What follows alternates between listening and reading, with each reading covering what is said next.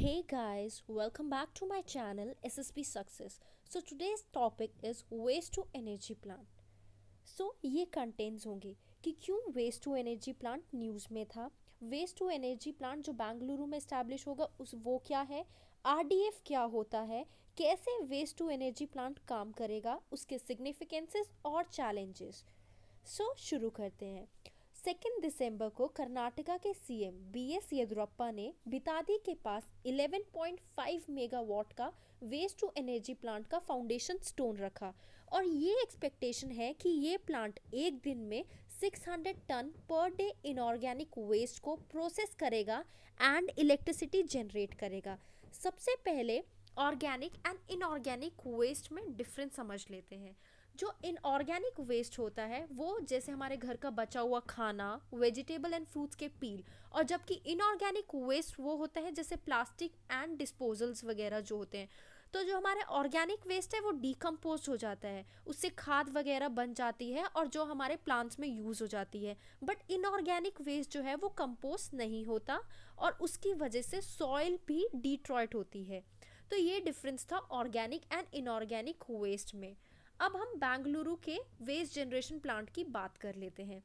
अगर हम बेंगलुरु की बात करें तो 5000 टन वेस्ट जनरेट होता है, जिसमें से 2500 ऑर्गेनिक होता है, 1000 इनर्ट वेस्ट होता है जिसमें पत्थर और कंकर होते हैं, और 1500 इनऑर्गेनिक वेस्ट होता है जैसे प्लास्टिक डिस्पोजल इत्यादि।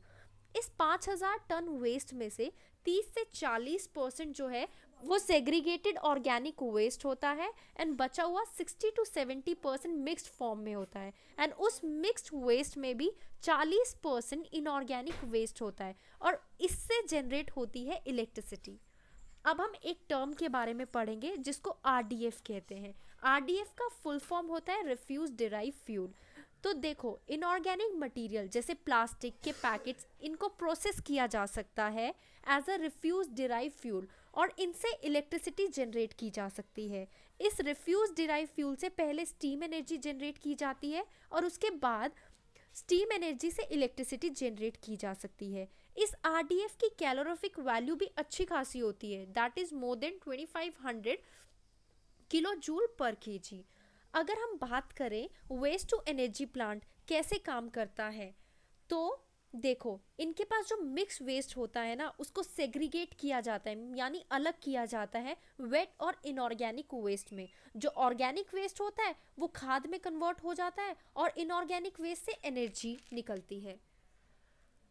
तो तो अब हम देखते हैं कि जो 50 टन रिफ्यूज डिराइव फ्यूल है उससे 1 मेगावाट की पावर जनरेट होती है। इसलिए कहा जा रहा है इस आर्टिकल में कर्नाटका के सीएम के द्वारा जो हमारे जो बितादी के पास ये जो प्लांट का फाउंडेशन स्टोन रखा गया है, इससे काफ़ी अच्छे से डिज़ाइन किया गया है। मतलब इसको इतने अच्छे से डिज़ाइन किया है कि इससे रिजल्ट जो है अच्छे मिलेंगे। तो अब हम इनकी सिग्निफिकेंस की बात कर लेते हैं। तो पहला, ये वेस्ट जिसकी रिसाइकलिंग पॉसिबल नहीं हो पाती, तो इस वेस्ट को हम लैंडफिल की हेल्प से ठिकाने लगाते थे और कई बार जो कूड़े के पहाड़ बन जाते हैं वो ये वेस्ट ही होता है। और जैसे दिल्ली का पहाड़ अगर हमने देखा, मतलब जो लोग वहाँ जाते वक्त देखते ही होंगे, और वहाँ पर आग भी लग जाती है। लेकिन अब जो इस प्रकार से जो वेस्ट को नहीं जनरेट किया जाएगा, इनफैक्ट इससे इलेक्ट्रिसिटी प्रोड्यूस की जाएगी।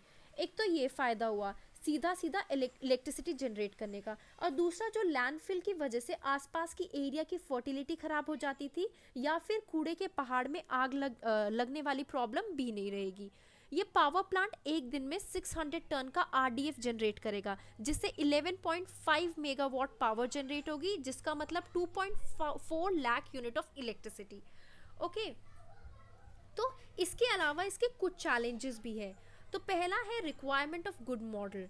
ओके, तो ये मतलब इसके जनरल चैलेंजेस की बात की जा रही है। काफ़ी सारी सिटीज़ ने कोशिश की है वेस्ट टू पावर प्लांट को मैन्युफैक्चर करने की, मैन्युफैक्चर करके मतलब वेस्ट से एनर्जी में कन्वर्ट करने की, लेकिन ये हो नहीं पाया।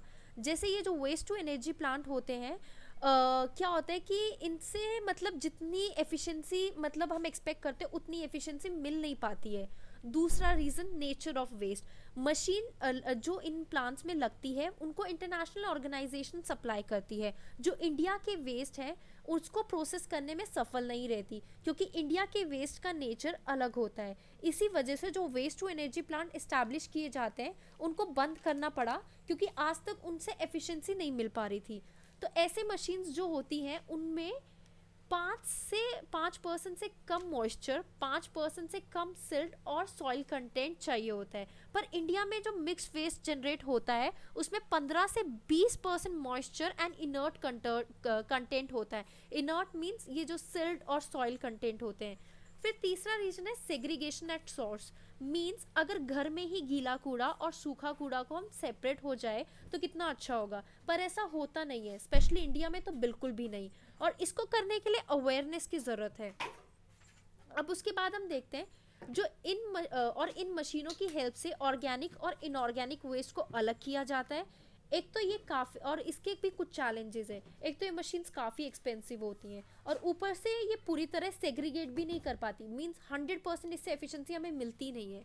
अब नेक्स्ट जो चैलेंज है वो ये है, वैसे तो ऐसे वेस्ट से जो फ्यूल जनरेट होता है उसकी कैलोरीफिक वैल्यू अच्छी खासी होती है, लेकिन इनमें क्या होता है कि सिल्ट एंड सॉइल की पार्टिकल्स होते हैं, तो जिसकी वजह से कैलोरीफिक वैल्यू भी रिड्यूस हो जाती है।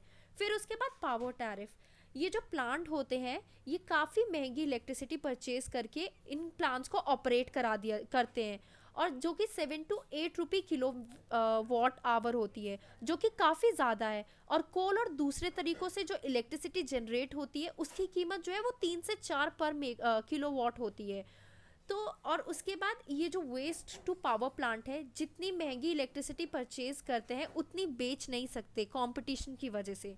So guys, that was all about it. Keep liking, keep sharing and keep subscribing our channel. Thank you.